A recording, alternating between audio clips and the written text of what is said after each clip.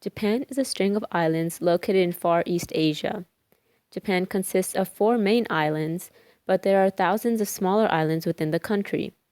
Japan has a parliamentary government with a prime minister and the 3 branches of government, similar to the US.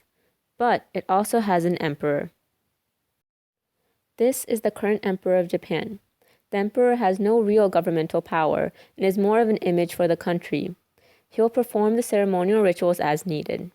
Japan's population is about 127 million people, but there is very little ethnic diversity in the country. Only about 2% of Japanese residents are foreign-born. Moving on, Japan is most well known for its interesting and unique pop culture. One of the first things a person might think when talking about Japan is the word cute, or in Japanese, kawaii.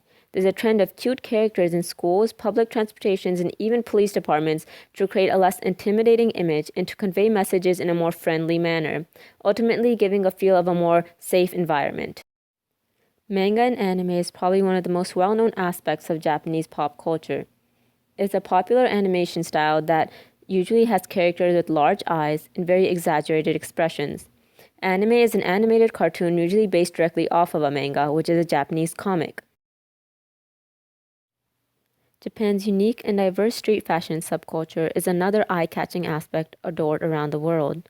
Some fashion styles that exist today in Japan are Lolita fashion, as shown on the right, Gyaru, as shown on the left, Koroniji, and Kogal. But this is only the surface culture of Japan. The main religions practiced in Japan are Shintoism and Buddhism, and the majority of the Japanese people follow a mashup of the two. Shintoism focuses on the spirituality of this world and this life, whereas in Buddhism focuses on the soul and afterlife. To celebrate a birth or marriage or to pray for a good harvest, the Japanese turn to Shintoism, and for funerals they perform Buddhist ceremonies. Shintoism is also a direct reason to why nature is so greatly valued in Japan. Religion is not a strict doctrine that is followed, nor is it preached unlike in the West. Religious beliefs are more of a moral code and family practice in Japan. Religion is completely separate from the state, whereas there is no prayers or religious symbols used in schools and workplaces. Religion is rarely ever talked about in daily life, and the majority of Japanese do not worship on a regular basis. But most people turn to religious rituals during birth, marriage, death, and spiritual festivals throughout the year. Also, Japanese people greatly believe in luck, fate, and superstitions, so carrying around a lucky charm is common practice in Japan. As shown here in this picture, these are common lucky charms carried around. Religious practices are deeply integrated into the Japanese society. Social values and customs are held in high regards in the Japanese culture. They play a significant role in daily life. Japan is an openly collectivist society where they value the whole community or family higher than the self. Putting oneself in discomfort is completely acceptable and even common as long as it's beneficial to the whole, being it family or community.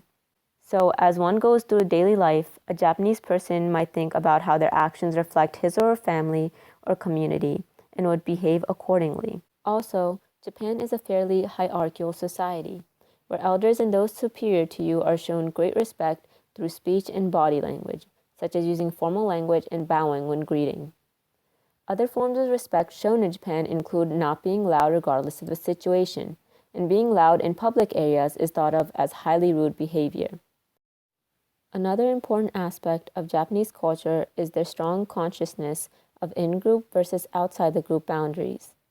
So at schools, families, communities, and even companies, there's a clear distinction between who is a member of the group and who is not. There's a very clear sense of division. So ultimately, getting close to someone outside your circle takes some time in Japan. Continuing on, the Japanese school system is divided fairly similar to that of the US, where elementary is from 1st to 6th grade, middle school is from 7th to 9th, and high school is from 10th to 12th. Elementary and middle school are mandatory, but 98% of students continue on to high school. Most high schools in Japan require entrance exams. A typical school day starts around 8:30 a.m. and lasts until 3 p.m., but most students take part in after-school activities such as sports or clubs, and many schools even require students to take after-school activities. Then most students go to cram school or English lessons in the evening to get extra tutoring. In Japan, students are divided into homerooms where they remain throughout the school day and teachers switch out each period.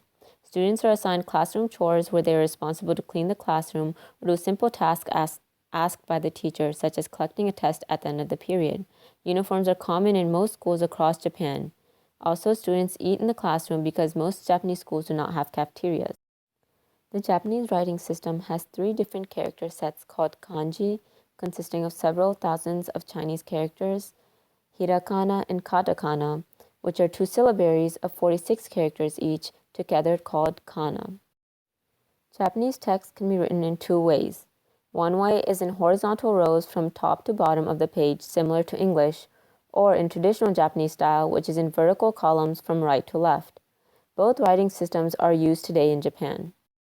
Grammatically, the Japanese language is fairly simple, and speaking the language is also considered relatively easy since Japanese has fewer sounds in comparison to many other languages. An aspect different from English is how a message is conveyed using completely different words in relation to who you're speaking to. Formal words are used to talk to those older, superior, simply new to you, in comparison to informal words used with children, family, and friends. For example, there are more than 5 different ways to say I, as in myself, which are used depending on the person you're talking to. With this information, I hope as educators we can better accommodate and understand a student that has recently moved from Japan. For example, understanding why the student might be more reserved than others, or that the Japanese written language is very different from the English alphabet. This basic information should be used just as a starting point for understanding a Japanese student and being sensitive to their background.